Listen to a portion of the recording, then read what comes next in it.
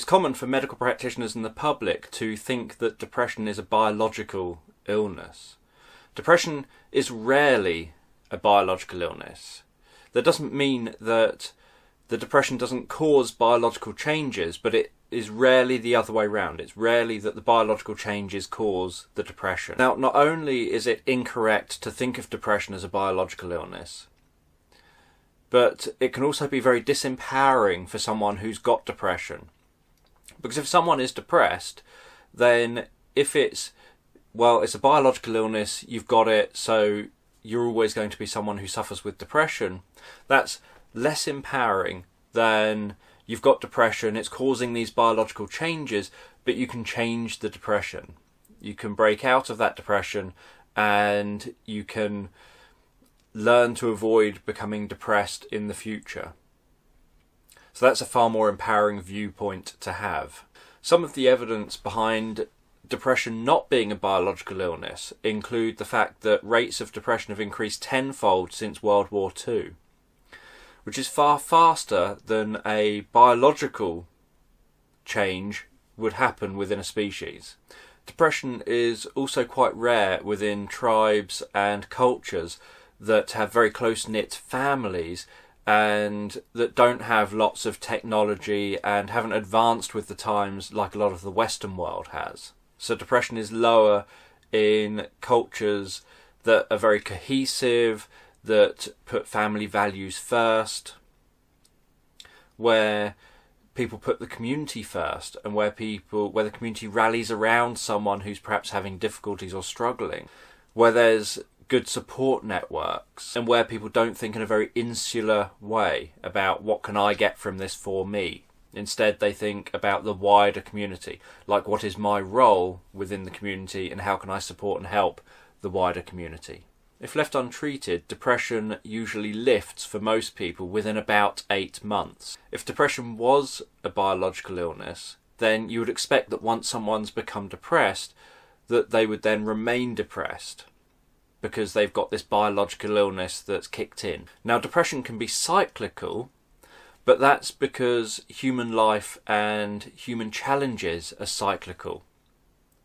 So we have the same kinds of events happen to us over and over again, for example at certain life stages.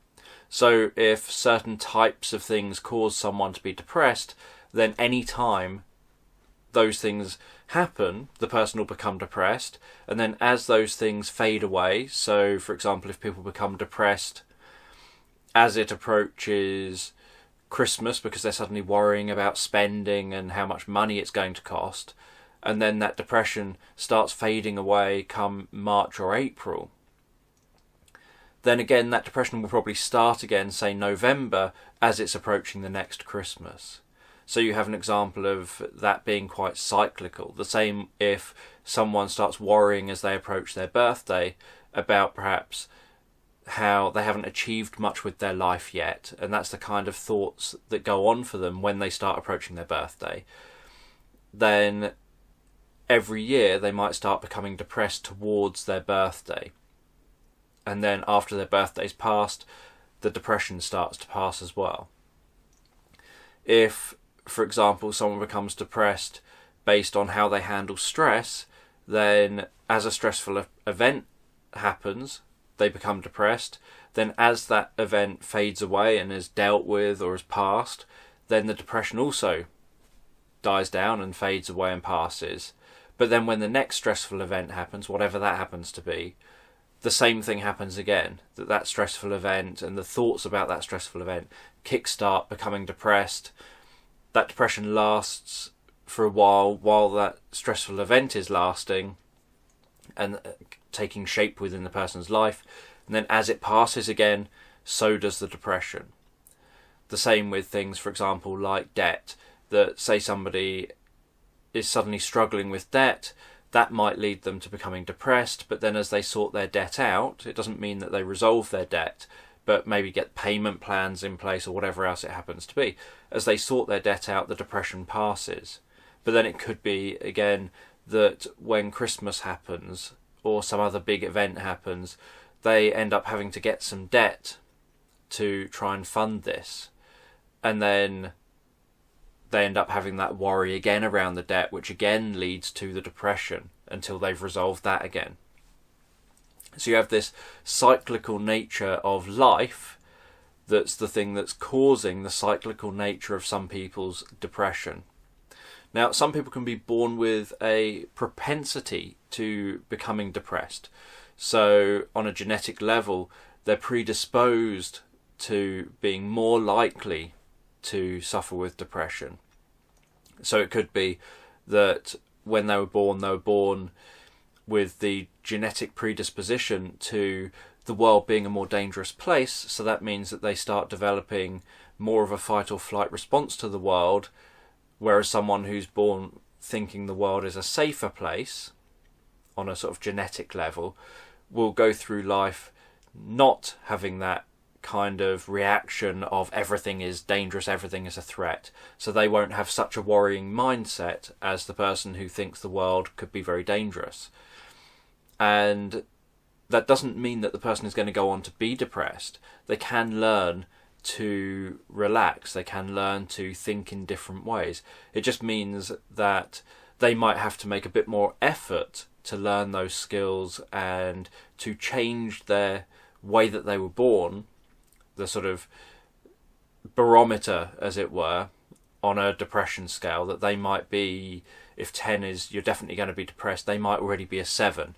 So they might have to change that, whereas someone else could be born a 3. And so they're far less likely. They can take a lot more knocks in life without it leading to depression. So it can be that you can be predisposed to being more likely to be depressed, but it doesn't mean that it's helpless. It doesn't mean that it's unchanging, and it does also depend on the life events that happen to you and how you respond to those life events. It's just that your predisposed response is likely to be something that could kick you into depression more than for somebody else. So rates of depression are higher where people put themselves first rather than others. So like where there's more technology or where there's a faster pace of life, and perhaps there's more going on. So like living in a city, there's a lot more chaos and a lot more to have to try and attend to every day than if you live out in the countryside. You're more predisposed to becoming depressed if you don't have extended family or a network of friends around you who you can turn to for support when you face any problems. And depression's more likely when you don't have a community around you, whether it's a community that you live within or a community of like-minded people that you can go and mix with who know you as part of their community. Now, there are some exceptions when depression is a biological illness. One of them is that certain toxins can cause depression or depression-like symptoms. So it could be certain metals perhaps that have been ingested from products, whether it's food or whatever else. Sometimes during pregnancy that can cause depression-like symptoms, or it can cause depression because of the hormonal changes. And having a problem like, say, a brain tumour can again affect the brain and then cause depression-like symptoms.